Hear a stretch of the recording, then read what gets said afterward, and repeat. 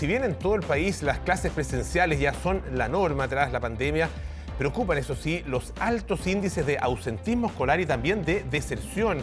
Han crecido durante el último tiempo pese a esta normalización en las actividades académicas. Andrea Pino nos va a contar más al respecto. ¿Cómo está, Andrea? Muy buenos días. ¿Cómo están? Buenos días. Prácticamente se duplicaron las cifras entre 2019 y este año. El periodo prepandemia tuvo una consecuencia grave en la inasistencia de los estudiantes. Hoy, esta semana, se presentó un programa para abordar esta situación. Estamos junto a la decana de Educación de la Universidad San Sebastián, Ana Luz Durán, para que nos cuente cuáles son las recomendaciones, qué se puede hacer, cuál es el llamado a la comunidad escolar, también a los adultos responsables, tutores, padres y apoderados. Ana Luz, ¿cómo está? Buenos días. Hola, muy buenos días, Andrea. Quiero saludar a todos y todas quienes nos escuchan esta mañana. Efectivamente, los organismos internacionales, la UNESCO y el propio Ministerio han alertado de este tema. Pero, ¿por qué se produce? Y aquí hay una cosa que es bien importante, como tú planteabas, respecto a las recomendaciones para los padres, las madres y los apoderados. Hay un elemento que tiene que ver con la valoración que tenemos por la asistencia. Todos los que somos mamás, papás o apoderados, de repente los niños dicen, hoy mamá, ¿me puedo quedar hoy día en la casa? Y uno dice, sí, bueno, quédate. ¿Ya? Ahí detrás de eso hay un primer indicio que uno lo hace de buena manera, ¿no? Cuando esto se produce reiterativamente, pasa a ser lo que se llama inasistencia crónica. ¿Qué es esto, no? Esto es cuando un niño o una niña no va al establecimiento educacional más de un 10% del año, es decir, 20 días. Más concreto, un mes. O sea, si estamos inasistiendo más de un mes, hay que poner una alerta roja, por decirlo de alguna manera. ¿Y cuáles son las consecuencias de esa inasistencia grave? Se entiende cuando los estudiantes dejan de ir recurrentemente al colegio. ¿Cuáles son las consecuencias? Bueno, hay una que es como evidente que tiene que ver con el rezago educativo, que se llama con la pérdida de aprendizaje. La UNESCO ya ha marcado que más o menos se ha perdido 1,8 años de aprendizaje estandarizado, que se llama, pero en concreto es como que el niño o la niña se atrasa 2 años, así como en las cifras redondas, por decirlo de alguna manera. Pero no solo es que los niños y niñas dejen de aprender, sino que también hay un elemento socioemocional que también pasa a ser una causa como circular de la inasistencia. Se pierde el vínculo con la escuela. Y eso significa que nuevamente el niño o la niña está más aislado y por lo tanto tampoco está motivado para volver al establecimiento educacional. Entonces se produce también un aislamiento de esta persona, de este niño, y eso también es muy perjudicial. ¿Se puede revertir? Primero hay que estar muy atento. Una de las causas, por ejemplo, del ausentismo tiene que ver con la convivencia escolar, con el bullying, ¿no? Entonces uno tiene que estar atento de por qué el niño o la niña no quiere ir a la escuela, ¿no? Cuando empiezan, me duele la guatita, no sé qué, bueno, esos son alertas. Entonces hay que preocuparse, hay que estar atento de hablar con el establecimiento educacional si uno ve que el niño, más allá de efectivamente una condición de salud real, no quiere ir porque hay situaciones de convivencia.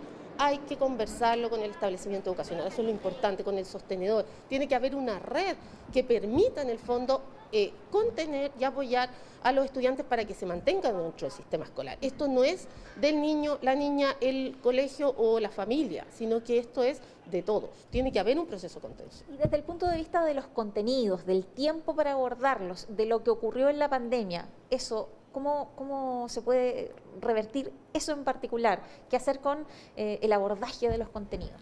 Mira, aquí se ha planteado a nivel nacional un plan de cierre de brecha, pero la verdad es que usted tiene que tener una mirada sistémica, porque, por ejemplo, nosotros que somos una universidad, vamos a recibir el próximo año, por ejemplo, estudiantes que estuvieron 2 años en pandemia y que tuvieron recién 1 año presencial. Por lo tanto, esas brechas no es que tú las vayas a cerrar en 1 año o qué es lo que pasa con la educación superior. O sea, cómo nosotros nos vamos a hacer cargo de esas brechas que están en los estudiantes. Por lo tanto, tiene que ser un programa y un proceso paulatino. Y además que a no todos les afecta por igual. O sea, un niño que estuvo lejos de la pandemia, que no se pudo conectar, que ahora está inasistiendo a la escuela, es un conjunto de elementos que dice, oye, ojo, aquí puede haber un abandono escolar permanente. Entonces, no es solo el cierre de brecha, no es solo la convivencia, sino que también puede haber una situación más compleja de abandono o de abandono permanente del establecimiento. Ana Luz, hay preguntas en el estudio. Polo, te escuchamos. Gracias, Andrea. Profesora, le quería preguntar con respecto a lo último que usted decía, también relacionado con la pregunta anterior de Andrea, cuando este ausentismo se hace permanente, cuando ya se convierte en deserción escolar, y que golpea además, y lo sabemos, como muchas otras cosas, de manera desigual acá en nuestro país, ¿es reversible? ¿Hay políticas que realmente logren que esos estudiantes que dejaron de ir ya de manera permanente, ¿no es cierto?, al colegio, puedan efectivamente volver?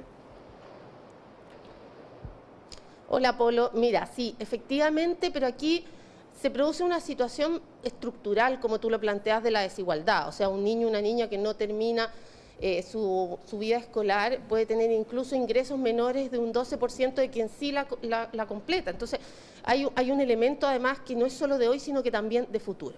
Efectivamente, hay políticas y hay mecanismos de reinserción, programas que se llaman de reinserción escolar o de retención también, porque lo que se trata es que el estudiante no se vaya definitivamente.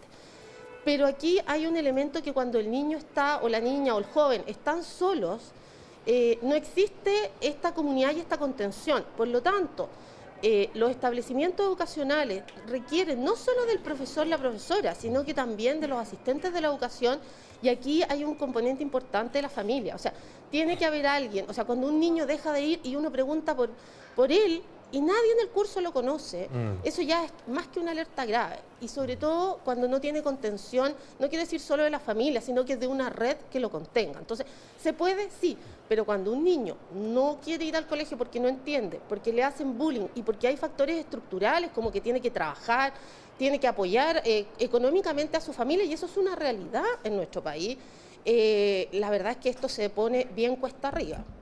En la educación parvularia las cifras son incluso más graves, las cifras de inasistencia en párvulos. Me imagino que las razones son también diferentes, pero ¿cuáles son las consecuencias de una inasistencia tan grave en la etapa de párvulos? Mira, dos cosas. Primero, la política pública de nuestro país siempre se ha enfocado podríamos decir, hacia los niveles superiores, la educación superior. Y hemos dejado un poco, ha habido un aumento, hoy día estamos en un 50% de cobertura de la educación parvularia, pero efectivamente se producen dos cosas, que hay como una escasa valoración en términos que uno piensa que a los niños pequeños los cuidan, ¿no? Entonces, no, si lo cuidan en la casa, ¿para qué lo voy a llevar al jardín? Entonces, primero hay un elemento cultural. Y aquí les quiero decir, es muy importante que los niños, niñas, asistan desde la primera infancia. ¿Por qué?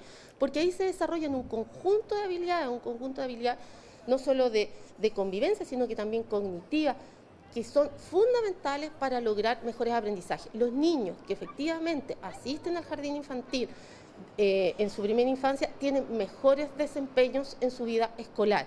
Por lo tanto, recomendación, no se cuida a los niños en el jardín, sino que se enseña, se trabaja con ellos y se les motiva. Entonces es muy importante porque impacta en sus desempeños futuros. Le agradecemos a la decana de la Facultad de Educación de la Universidad San Sebastián para abordar este tema grave. Esta semana se ha anunciado un programa desde el Ministerio de Educación, el gobierno, para abordar precisamente este tema. Se estima que son 1.200.000 estudiantes aproximadamente los que tienen o los que están en esta situación de inasistencia grave, una asistencia que es inferior al 85% y que, como abordábamos con Ana Luz, puede tener consecuencias graves también en el futuro. Perfecto, muchas gracias, Andrea. Ana Luz, muchísimas gracias también a usted por todos los antecedentes. Muy buenos días.